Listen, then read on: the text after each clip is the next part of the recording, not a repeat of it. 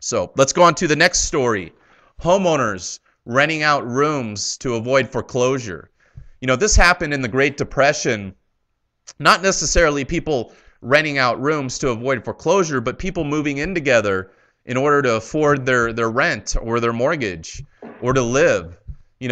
Families, they extended families moved in. Sometimes it was 10, 15, 20 people to a little 2-bedroom shack or a 1-bedroom shack, sleeping on the floor or wherever they could sleep. And they would all work together in trying to make the next day or the rent for the month or getting some food for the day. And they teamed up, and that's happening now. People are actually renting out their rooms, of course, to avoid foreclosure, but to live in order to survive.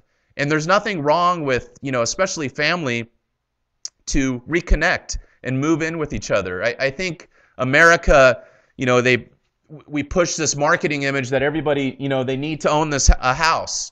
Everybody needs to live in a 3,000 square foot house with, them and their one kid and the dog.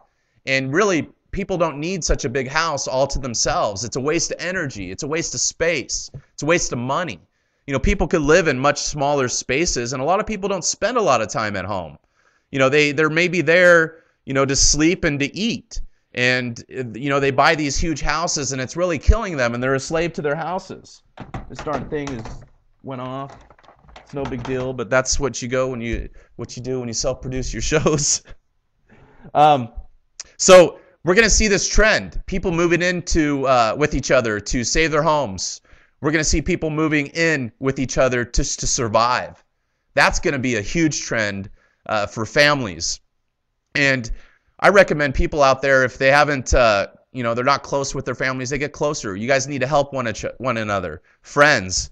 And moving in and saving money and helping one another is not such a bad thing.